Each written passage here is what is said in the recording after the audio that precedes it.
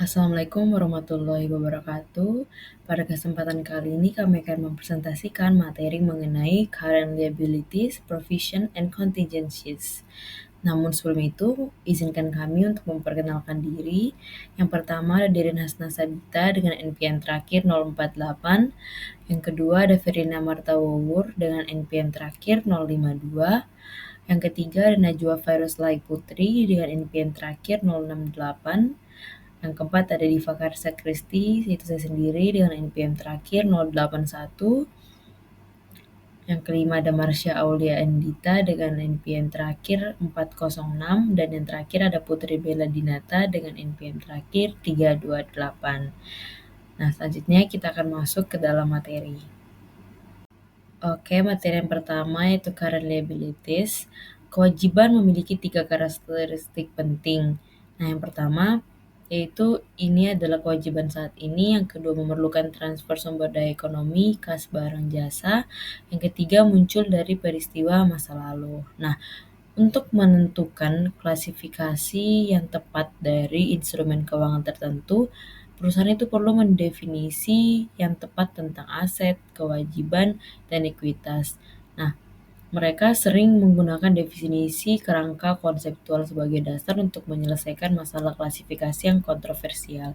Nah, karena kewajiban melibatkan pengeluaran aset atau layanan di masa depan.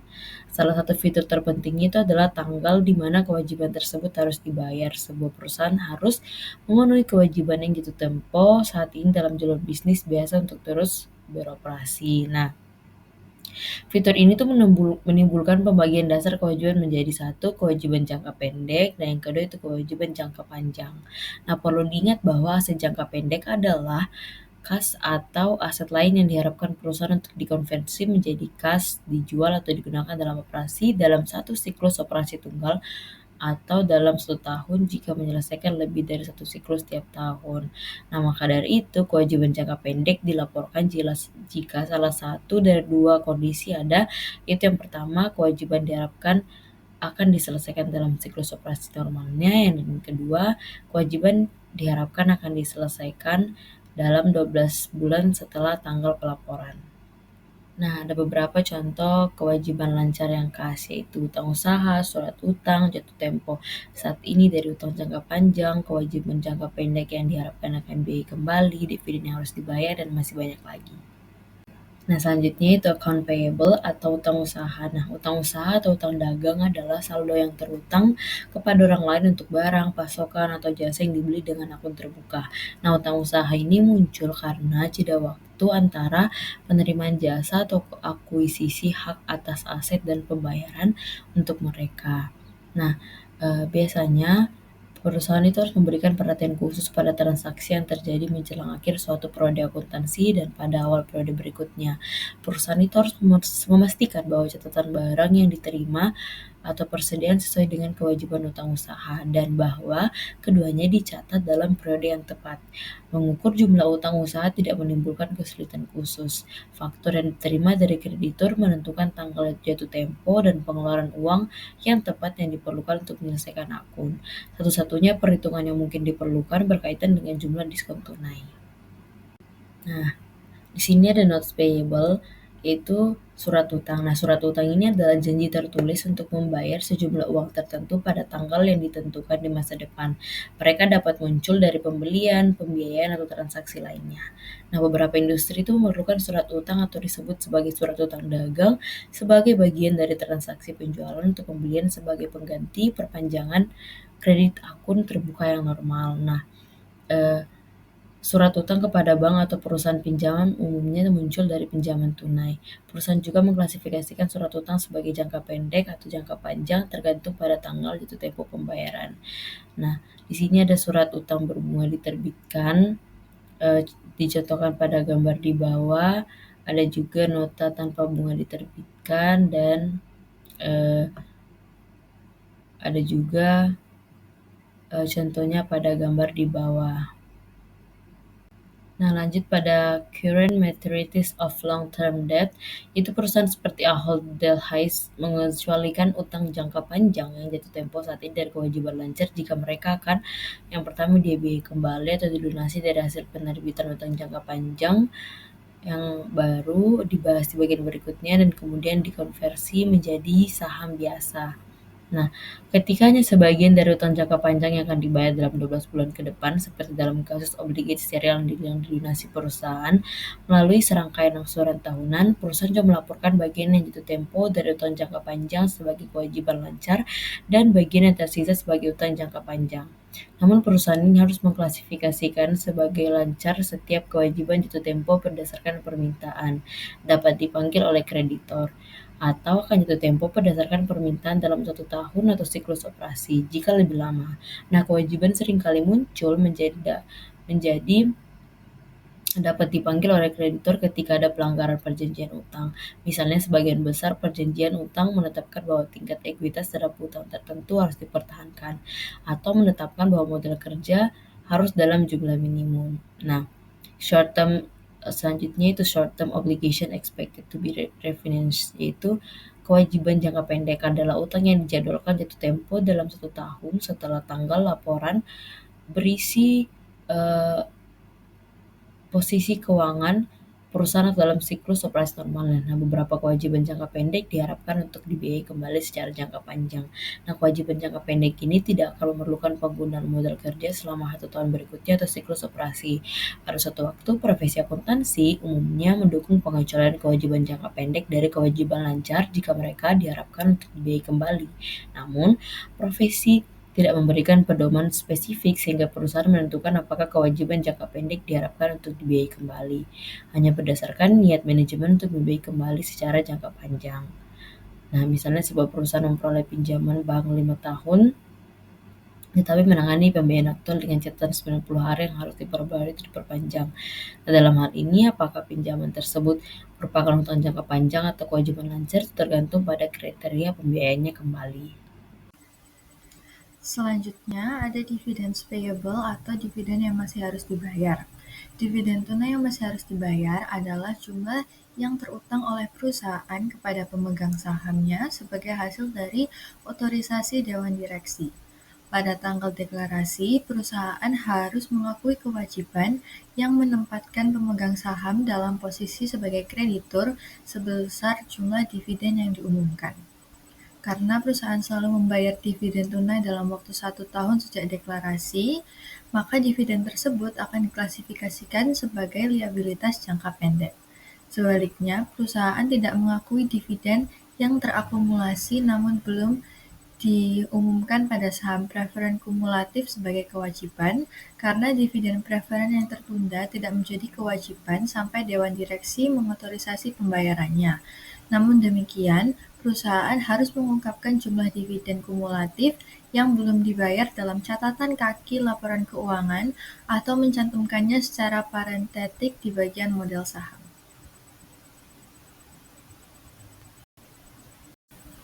Selanjutnya ada customer advances and deposits atau uang muka dan deposit pelanggan. Liabilitas jangka pendek dapat mencakup uang jaminan tunai yang dapat dikembalikan dari pelanggan dan karyawan. Perusahaan dapat menerima deposit dari pelanggan untuk menjamin pelaksanaan kontrak atau layanan atau sebagai jaminan untuk menutupi pembayaran kewajiban yang mungkin terjadi di masa depan. Selain itu, beberapa perusahaan meminta karyawan mereka untuk memberikan deposit untuk pengembalian kunci atau properti perusahaan lainnya. Klasifikasi item-item ini sebagai liabilitas jangka pendek atau jangka panjang tergantung pada jangka waktu antara tanggal deposit dan berakhirnya hubungan yang mensyaratkan deposit tersebut. Selanjutnya ada earned revenues atau pendapatan diterima di muka. Pendapatan diterima di muka merepresentasikan penerimaan sebelum barang atau jasa dikirimkan. Pencatatan pendapatan diterima di muka sebagai berikut. Pertama, ketika perusahaan menerima pembayaran di muka, maka mereka akan mendebit akun kas dan mengkredit akun liabilitas jangka pendek yang mengidentifikasi sumber pendapatan diterima di muka. Kedua, ketika perusahaan mengakui pendapatan, maka mereka akan mendebit akun pendapatan diterima di muka dan mengkredit akun pendapatan. Sales and Value Added Taxes Payable atau pajak penjualan dan pajak pertambahan nilai yang masih harus dibayar. Sebagian besar negara memiliki pajak konsumsi. Pajak konsumsi umumnya berupa pajak penjualan atau pajak pertambahan nilai atau yang bisa disingkat sebagai PPN. Tujuan dari pajak ini adalah untuk menghasilkan pendapatan bagi pemerintah, serupa dengan pajak penghasilan perusahaan atau individu. Kedua jenis pajak ini memiliki tujuan yang sama, yaitu memungut pajak dari konsumen akhir atas barang atau jasa. Namun, kedua sistem ini menggunakan metode yang berbeda untuk mencapai tujuan tersebut. Yang akan saya bahas pertama adalah mengenai sales taxes payable atau pajak penjualan yang masih harus dibayar.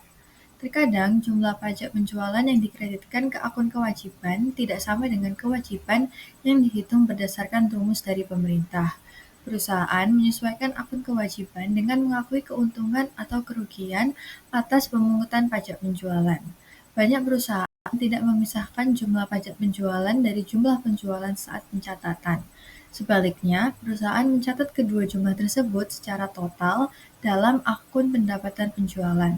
Kemudian, untuk mencerminkan secara akurat jumlah penjualan aktual dan kewajiban atas pajak penjualan, perusahaan mendebit akun pendapatan penjualan sebesar jumlah pajak penjualan yang masih harus dibayarkan kepada pemerintah dan mengkredit akun pajak penjualan yang masih harus dibayar dengan jumlah yang sama.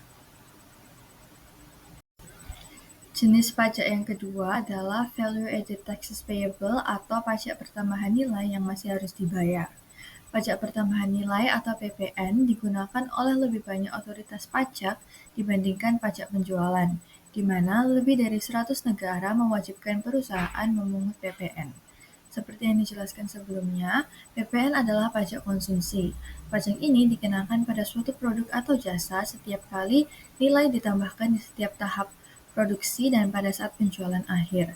PPN menjadi beban bagi pengguna akhir. Biasanya individu pribadi mirip seperti pajak penjualan. Dalam sistem perpajakan PPN, pajak dipungut setiap kali suatu bisnis membeli produk dari bisnis lain dalam rantai pasokan produk.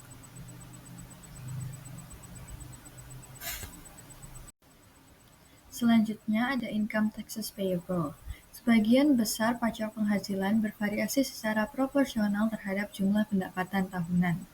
Dengan menggunakan informasi dan saran terbaik yang tersedia, suatu bisnis harus menyiapkan laporan pajak penghasilan dan menghitung jumlah pajak penghasilan yang masih harus dibayar berdasarkan hasil operasi pada periode berjalan. Perusahaan harus mengklasifikasikan pajak yang harus dibayar atas laba bersih sebagaimana dihitung menurut laporan pajak sebagai liabilitas jangka pendek atau kewajiban lancar.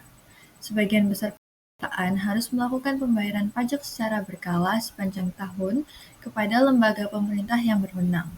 Pembayaran ini didasarkan pada estimasi total kewajiban pajak tahunan. Seiring dengan berubahnya estimasi kewajiban pajak total, maka pembayaran berkala juga akan disesuaikan. Jika di tahun berikutnya otoritas pajak mengenakan tambahan pajak atas penghasilan tahun sebelumnya, maka perusahaan harus mengkredit akun pajak penghasilan yang masih harus dibayar dan mendebit beban tersebut ke dalam laporan operasi tahun berjalan. Perbedaan antara penghasilan kena pajak menurut Undang-Undang Perpajakan dan penghasilan akuntansi menurut IFRS terkadang terjadi. Karena adanya perbedaan ini, maka jumlah pajak penghasilan yang harus dibayarkan kepada pemerintah dalam suatu tahun bisa berbeda secara signifikan dari beban pajak penghasilan yang dilaporkan dalam laporan keuangan. Baik, selanjutnya saya akan menjelaskan mengenai employee-related liabilities.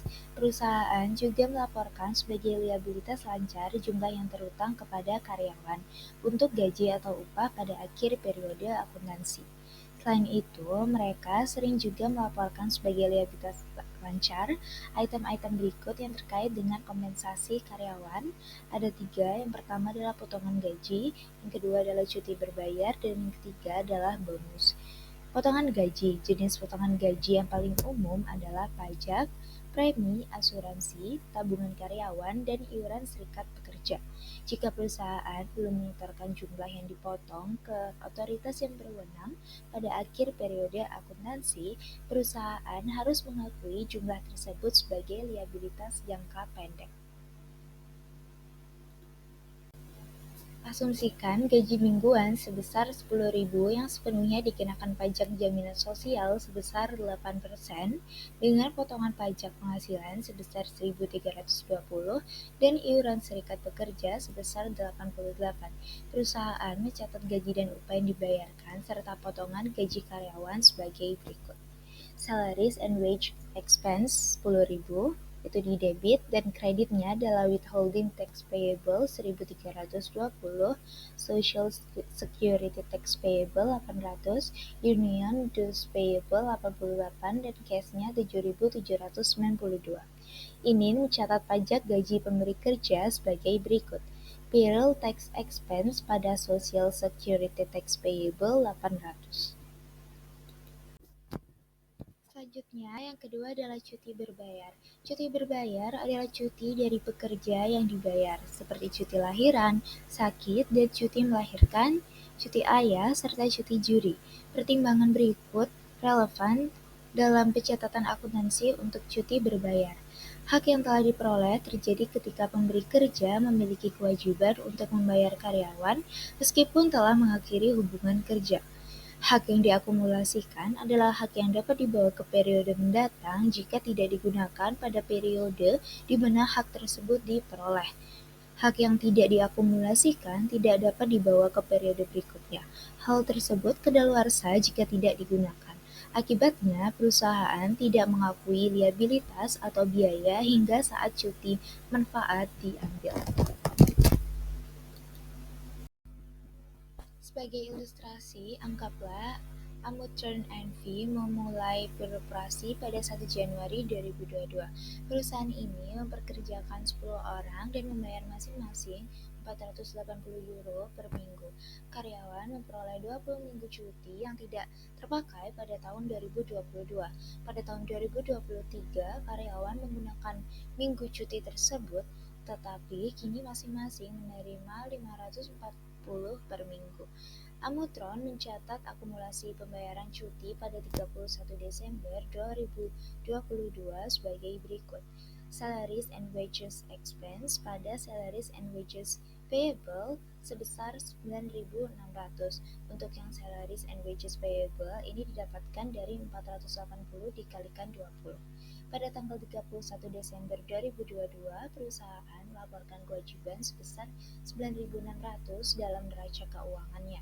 Pada tahun 2023, perusahaan mencatat pembayaran tunjangan cuti sebagai berikut. Salaries and wages payable, salaries and wages expense pada cash. Untuk salaries and wages payable-nya 9.600, salaries and wages expense 1.200 dan cash-nya 10.800 didapatkan dari 540 kali 20. Selanjutnya, yang ketiga adalah rencana pemberian laba dan bonus. Banyak perusahaan memberikan bonus kepada karyawan tertentu atau semua karyawan selain gaji atau upah reguler mereka. Untuk ilustrasi, entry bonus karyawan, asumsikan Palmer Inc. mencatat pendapatan untuk tahun 2022 sebesar 100.000.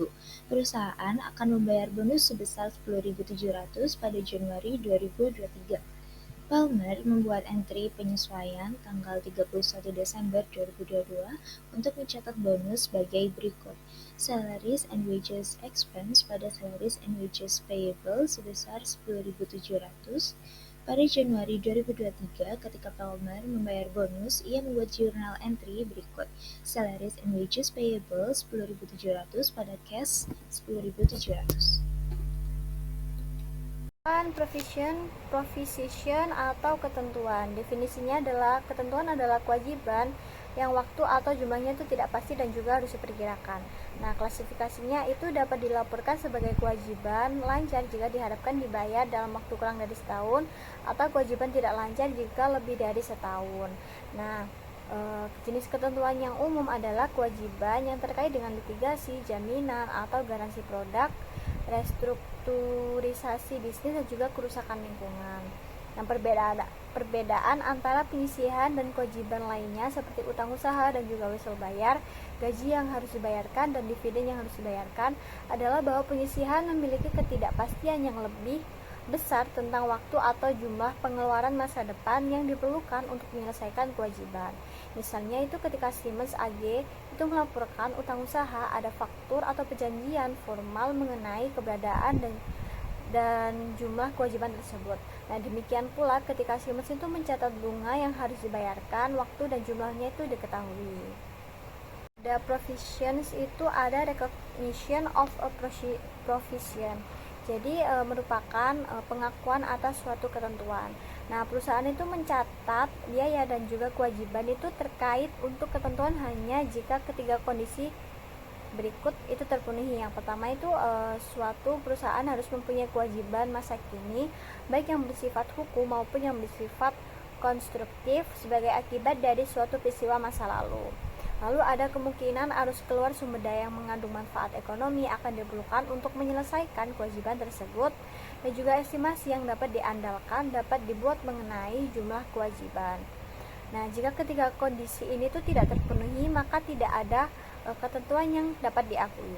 Nah, dalam penerapan syarat pertama, peristiwa lampau itu sering disebut sebagai peristiwa wajib lampau, itu harus terjadi. Dalam penerapan syarat kedua, istilah kemungkinan didefinisikan sebagai lebih mungkin terjadi daripada tidak terjadi.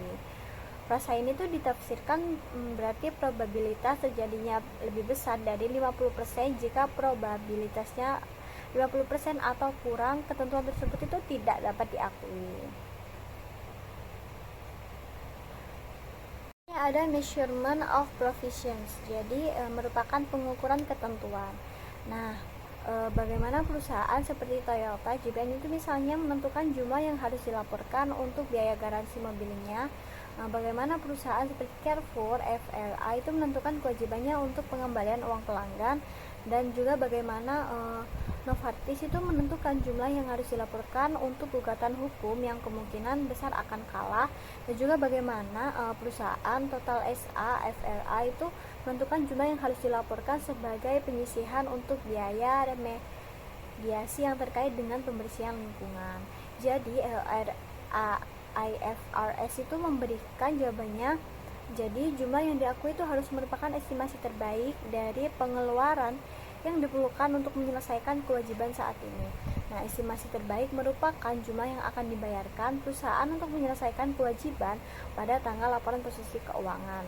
Lalu yang kedua itu dalam menentukan estimasi terbaik, manajemen perusahaan itu harus menggunakan pertimbangan berdasarkan transaksi masa lalu atau transaksi yang serupa, diskusi dengan para ahli, dan juga informasi terkait lainnya. Nah, berikut ini tuh ada pun cara pertimbangan ini tuh dapat digunakan dalam tiga jenis situasi.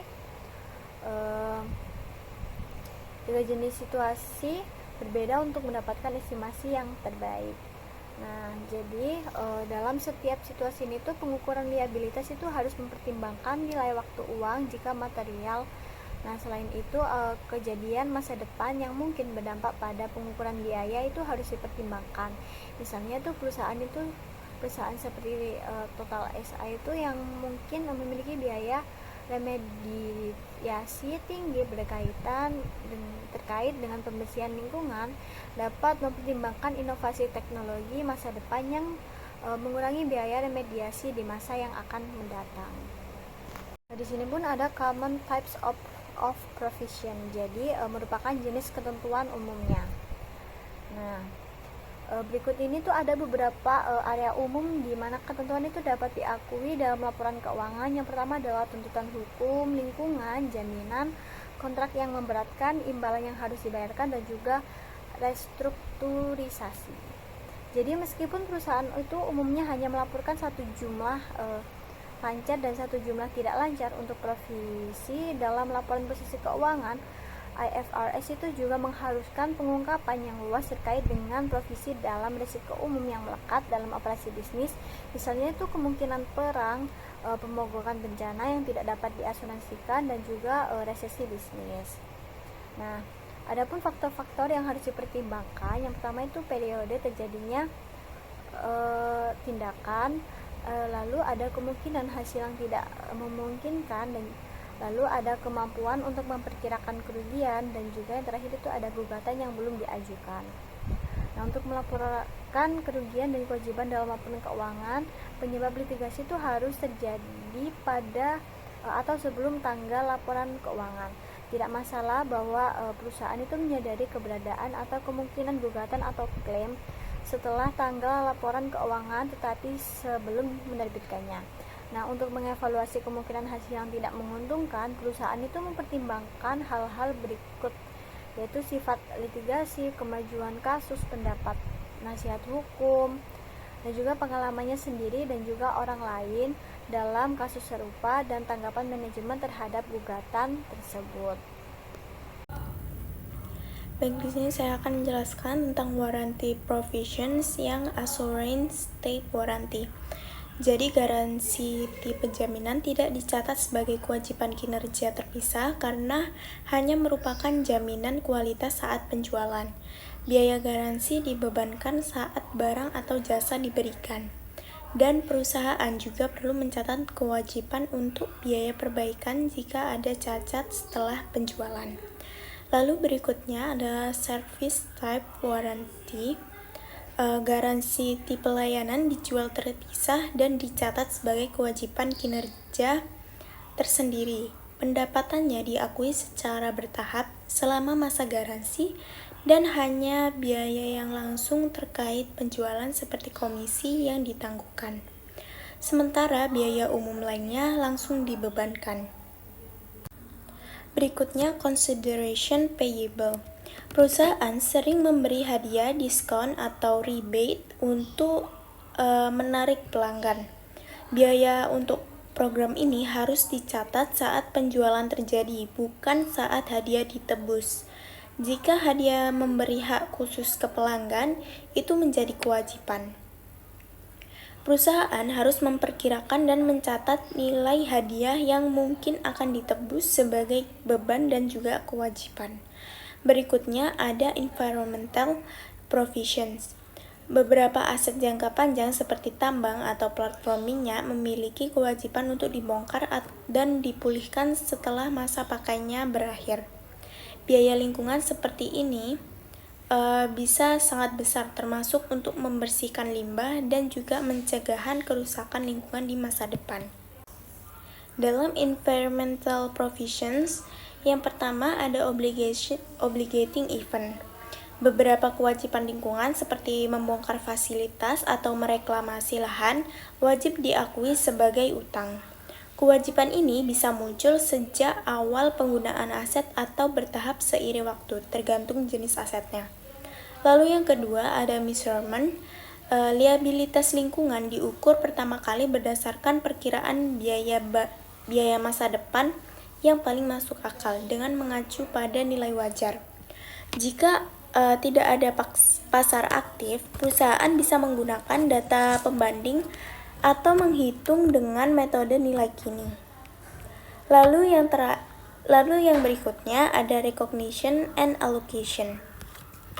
Biaya lingkungan dicatat sebagai bagian dari nilai aset jangka panjang terkait dan juga sebagai liabilitas. Biaya ini dikapitalisasi karena diperlukan untuk menggunakan aset tersebut. Kemudian biaya ini disusutkan selama masa manfaat aset menggunakan metode yang sesuai seperti metode garis lurus. Berikutnya ada example of accounting provisions. Jadi, untuk menjelaskan pencatatan akuntansi atas liabilitas lingkungan, diberikan contoh misalnya pada 1 Januari 2022, perusahaan Wildcat Oil mendirikan sebuah platform pengeboran minyak di Teluk Meksiko. Sesuai hukum, Wildcat ini wajib membongkar dan menghapus platform tersebut di akhir masa manfaatnya yang diperkirakan 5 tahun. Wildcat memperkirakan biaya pembongkaran dan penghapusan sebesar $1 juta dengan tingkat diskonto 10%.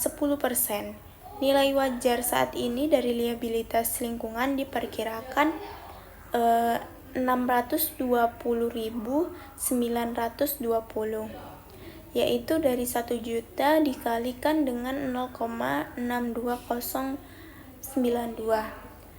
Sehingga jurnal pencatatannya yaitu drilling platform pada debit sebesar 620.920, pada kredit environmental liability sebesar 620.920. Lalu selama umur aset, Wildcat ini menyusutkan biaya aset menggunakan metode garis lurus. Sehingga untuk jurnalnya yaitu depreciation expense yaitu sebesar 124.184 dari 620.920 dibagi 5 yaitu masa manfaatnya.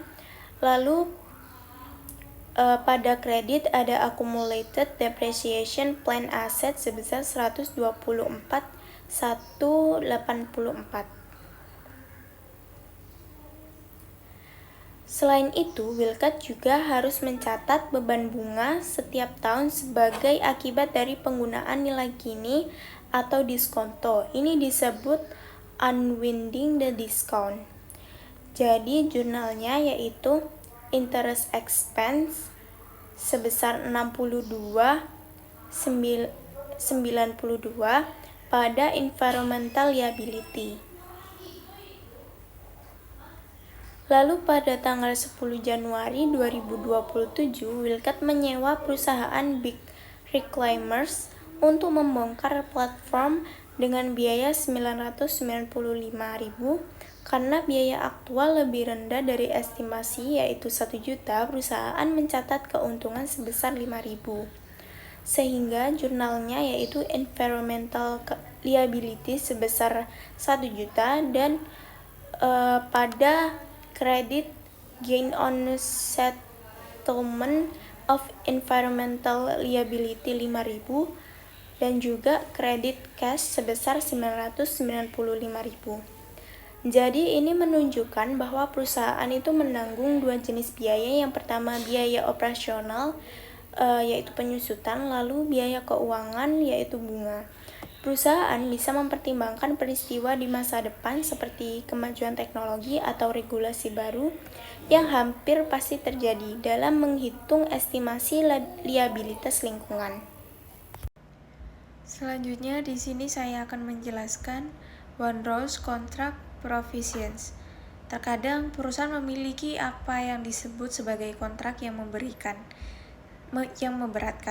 dan kontrak ini adalah kontrak di mana biaya yang dapat dihindari atau memenuhi kewajiban melebihi manfaat ekonomi yang diharapkan dan akan diterima.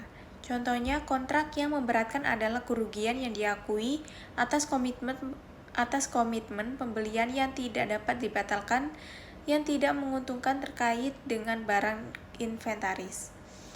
Dan beberapa seperti pada gambar tersebut bahwa Sumart Sports beroperasi secara menguntungkan di pabrik yang disewanya dan membayar sewa bulanan. Sumart memutuskan untuk relokasi operasinya ke fasilitas lain, namun sewa fasilitas lama berlanjut selama 3 tahun ke depan. Sayangnya, Sumart tidak dapat membatalkan sewa dan tidak akan dapat menyewakan pabrik tersebut kepada pihak lain. Biaya yang diharapkan untuk memenuhi kontrak yang memberatkan ini adalah 200.000. Dalam kasus ini, Sumart membuat entry seperti pada gambar tersebut. Dan biaya yang diharapkan harus mencerminkan biaya bersih paling rendah untuk keluar dari kontrak, yaitu yang lebih rendah antara yang pertama biaya pemenuhan kontrak atau yang kedua kompensasi atau denda yang timbul akibat kegagalan memenuhi kontrak. Dan ketentuan lainnya terutama dibentuk oleh kontrak-kontrak yang memberatkan dan berbagai klaim ganti rugi yang terjadi sepanjang tahun tetapi tidak ditanggung oleh perusahaan asuransi, dan kontrak-kontrak yang memberatkan terjadi akibat pemutusan kontrak atau perjanjian pasokan di atas harga pasar di mana biaya yang tidak dapat dihindari untuk memenuhi kewajiban berdasarkan kontrak melebihi manfaat ekonomi yang diharapkan akan diterima atau yang tidak diharapkan manfaatnya akan diterima. Selanjutnya di sini saya akan menjelaskan restructuring provisions. Akuntansi untuk ketentuan restrukturisasi masih kontroversial. Setelah perusahaan membuat keputusan untuk merestrukturisasi sebagian operasinya, mereka tergoda untuk membebankan biaya sebanyak mungkin pada ketentuan ini. Karena apa? Dikarenakan banyak analisis yang percaya bahwa biaya ini seringkali dianggap bukan bagian dari operasi berkelanjutan dan karenanya tidak relevan dalam menilai kinerja perusahaan secara keseluruhan. Oleh karena itu, dengan membebankan biaya sebanyak mungkin pada ketentuan restrukturisasi, perusahaan dapat memberikan penyajian hasil operasi terkini yang lebih optimis. Tetapi di sisi lain, perusahaan selalu dalam keadaan berubah-ubah dan apa yang dimaksud dengan restrukturisasi ini seringkali sulit untuk dinilai. Satu hal yang pasti, yaitu perusahaan tidak boleh diizinkan untuk menyediakan kerugian operasional di masa mendatang pada periode berjalan ketika menghitung biaya restrukturisasi. Perusahaan juga tidak boleh diizinkan untuk menyembunyikan biaya operasional dalam klasifikasi biaya restrukturisasi. Akibatnya, IFRS sangat membatasi kapan ketentuan restrukturisasi dapat dicatat dan jenis biaya apa yang dapat dimasukkan dalam ketentuan restrukturisasi. Restrukturisasi ini didefinisikan sebagai program yang direncanakan dan dikendalikan oleh manajemen dan secara material mengubah yang pertama yaitu cakupan bisnis yang dilakukan oleh perusahaan dan yang kedua yaitu cara menjalankan bisnis tersebut. Contohnya restrukturisasi adalah penjualan lini bisnis, perubahan struktur manajemen seperti menghilangkan satu lapisan manajemen atau penutupan operasi di suatu negara. Selanjutnya, saya akan menjelaskan disclosures related to provisions. Nah, pengungkapan yang terkait dengan penyisian sangat luas. Perusahaan harus menyediakan rekonsiliasi saldo awal hingga akhir untuk setiap kelas penyisian utama dan mengidentifikasi apa yang menyebabkan perubahan selama periode tersebut. Selain itu, penyisian harus dijelaskan dan perkiraan waktu arus keluar diungkapkan. Selain itu, pengungkapan tentang ketidakpastian yang terkait dengan arus kas keluar yang diharapkan serta penggantian yang diharapkan harus disediakan. Dan ketentuan litigasi mencakup estimasi penyelesaian potensial litigasi di masa mendatang. Dan ketentuan arus kas pada dasarnya tidak pasti dan umumnya terjadi selama beberapa periode. Nah, dan ketentuan lingkungan mencakup perkiraan biaya untuk membersihkan dan memperbaiki yang terkontaminasi secara memadai yaitu perlu dan jika perlu. Pengawasan berkelanjutan di lokasi yang memerlukan pemulihan lingkungan yang signifikan arus kas keluar yang terkait dengan kewajiban lingkungan pada dasarnya tidak pasti dan umumnya 0 periode. Dan penyisian kerugian proyek terkait dengan kontrak pelanggan yang memberatkan arus kas keluar terkait dengan kerugian proyek umumnya diperkirakan terjadi selama 12 bulan ke depan. Dan ketentuan terkait divestasi terkait dengan penjualan bisnis dan mencakup kewajiban tertentu jika diperlukan untuk mengganti rugi pembeli. Dan arus kas keluar terkait dengan ketentuan terkait divestasi bersifat inherent dan ketentuan kewajiban material terkait dengan komitmen pembelian yang tidak dapat dibatalkan dengan pemasok, kecuali persyaratan pada setiap tanggal pelaporan, dan arus kas keluar terkait dengan ketentuan kewajiban material yang akan dibebankan selama 12 bulan berikutnya. Dan ketentuan lainnya termasuk ketentuan untuk berbagai kewajiban kontraktual, kewajiban lainnya, dan arus kas keluar yang tidak pasti terkait dengan ketentuan lainnya secara umum diharapkan terjadi selama 2 tahun ke depan. Selanjutnya, saya akan menjelaskan mengenai contingencies. Liabilitas kontingen. Liabilitas kontingen tidak diakui dalam laporan keuangan karena yang pertama merupakan kewajiban yang mungkin terjadi, belum dikonfirmasi sebagai kewajiban saat ini. Yang kedua, merupakan kewajiban saat ini di mana tidak mungkin pembayaran akan dilakukan, atau yang ketiga, merupakan kewajiban saat ini di mana perkiraan yang andal tentang kewajiban tersebut tidak dapat dibuat. Aset kontingen. Aset kontingensi adalah aset yang mungkin timbul dari peristiwa masa lalu, dan keberadaannya akan dikonfirmasi oleh terjadinya atau tidak terjadinya peristiwa masa depan yang tidak sepenuhnya berada di bawah kendali perusahaan. Contoh aset kontingensi yang umum adalah yang pertama, penerimaan dana dari hadiah, sumbangan, dan bonus. Yang kedua, pengembalian dana dari pemerintah dalam sengketa pajak. Yang ketiga, perkara pengadilan yang sedang berlangsung dengan kemungkinan hasil yang menguntungkan. Analisis kewajiban jangka pendek. Analisis menggunakan rasio dasar tertentu, seperti arus bersih dari aktivitas operasional terhadap kewajiban lancar, serta rasio perputaran piutang dan persediaan untuk menilai likuiditas. Di sini sudah saya cantumkan untuk rumus dari current ratio itu sendiri, yakni current asset dibagi current liabilities.